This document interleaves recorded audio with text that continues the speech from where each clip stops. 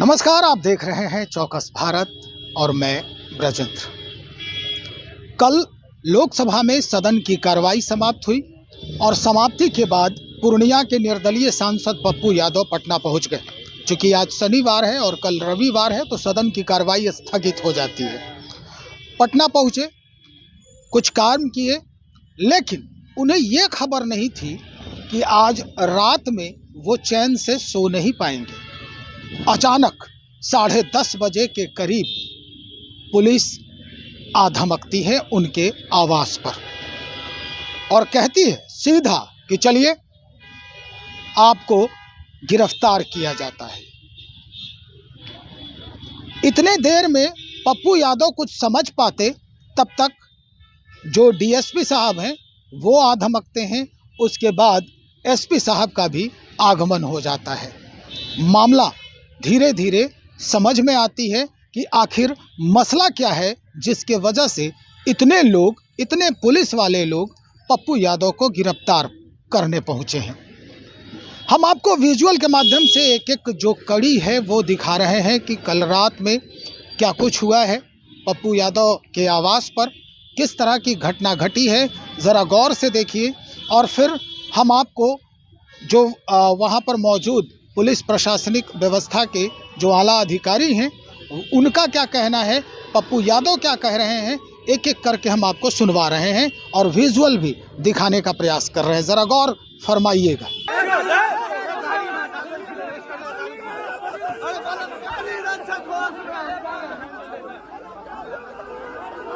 यादव के और इनके समर्थक लगातार पप्पू यादव की क्या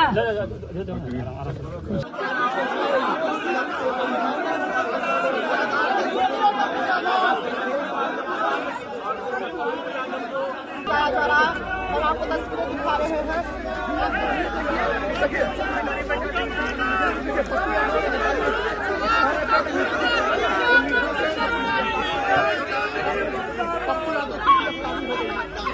कंसर्न मत करिए, दूसरा व्यक्ति करोगे आप लोगों से ज्यादा हमारी कस्टडी में, तो हमारे लिए ज्यादा आपसे ज्यादा जिम्मेवारी जब साइन कर दिया है ना, जिम्मेवारी हमारे ऊपर हो जाती है। हमारी हो गई, पता नहीं है इसको अरे कर दे रहे भाई, कर दे रहे। आप दूसरा गवाह करें। अब इतने सारे मीडिया चल रहे हैं, आपको भी लग रहा है कि हम ऐसे भी पुलिस तो सब कुछ देख कर ही करती है।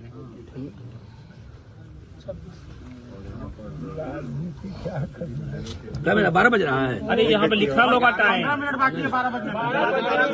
11:45।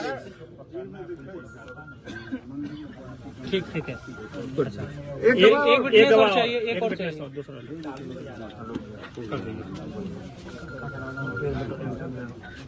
क्रॉस चेक और कर लेना। 1995 का एक मामला है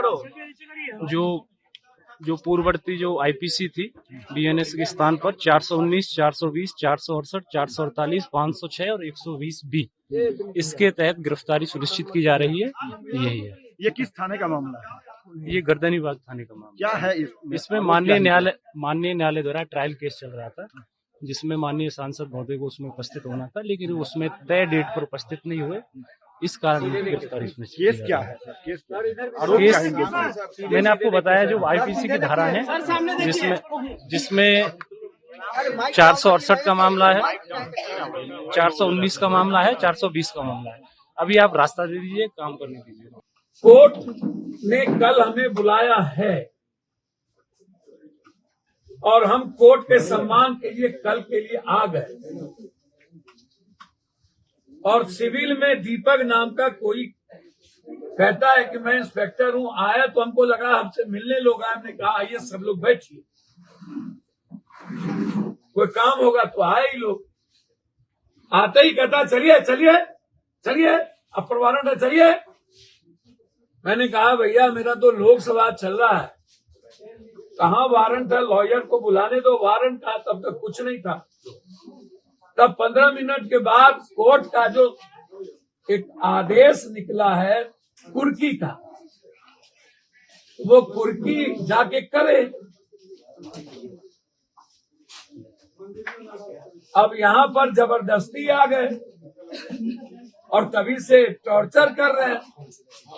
तो हमको शंका लगी कि ये मरवा तो नहीं देंगे। भैया ये तो जिस तरीके से किया उससे तो लग रहा है कि लोग मरवा भी सकते थे।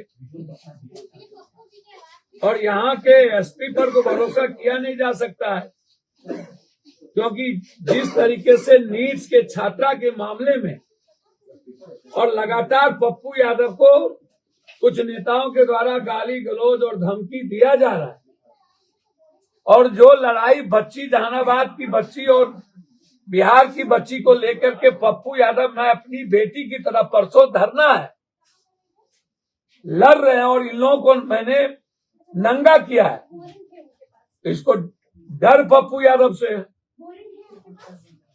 तो पप्पू यादव को इस तरीके से टॉर्चर लगातार करना, हम तो नीतीश बाबू से भी कहेंगे और सम्राट जी से, कुर्की जब्ती बदले की भावना उनसे आप पूछिए कि वारंट है, देख लीजिए मेरे यहाँ वो कैसे आ सकते, खुदा की कुर्की का तो जाए कर ले, मेरे यहाँ वो कैसे आ गए बिना वारंट के? क्या कहा आते हैं लोग? चलिए, हमको लगा कौन आ गया मारने के लिए भाई, हम बोले भैया कौन है आप, अब वारंट चाहिए, मैं दीपक कुमार हूं, हमने कहा सिविल में कैसे आ गए?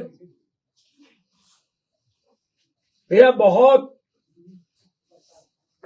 हटवा मैं स्पीकर साहब से आग्रह करूंगा कि हमें और गृह मंत्री अमित जी से और बिहार के तमाम नेताओं से, एक एमपी की जान बिहार में खतरे में है, पुलिस कुछ भी कर सकती है,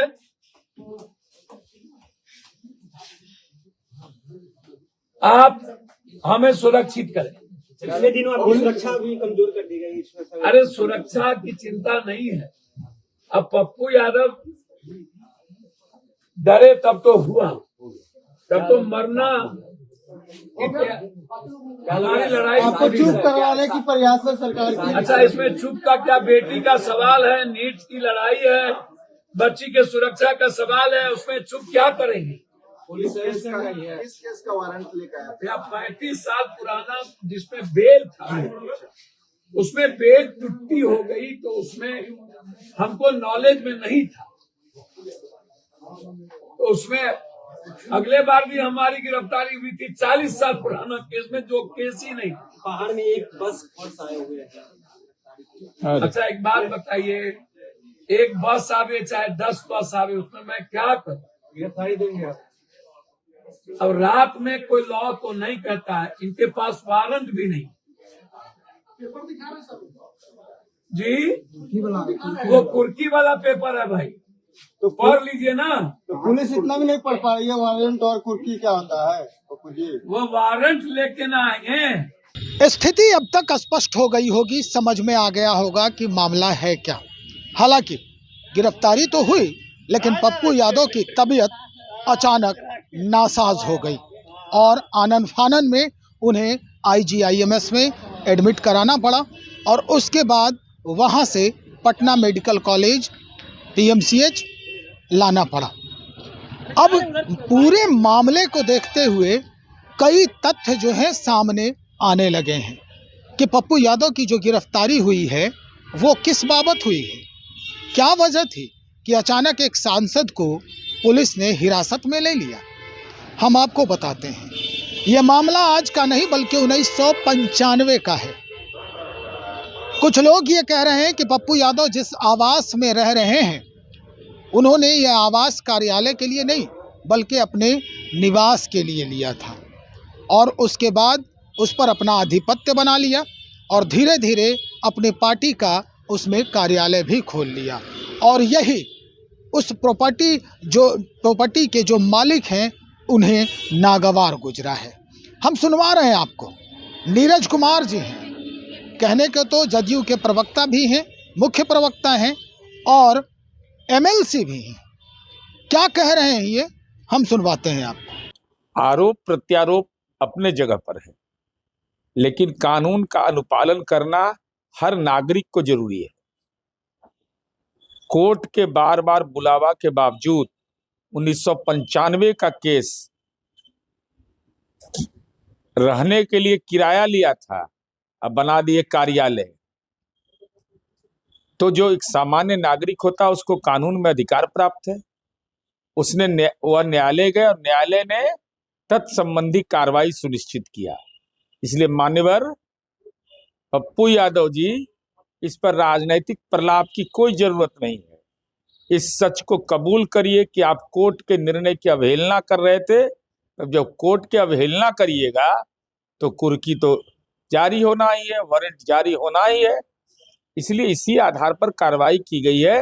कानून का अनुपालन करना खास करके जो जनप्रतिनिधि है उसके लिए तो और भी आवश्यक है। अब हम सीधा रुख करते हैं भारतीय जनता पार्टी के तरफ, जहां पर प्रभाकर मिश्रा हैं, प्रवक्ता हैं।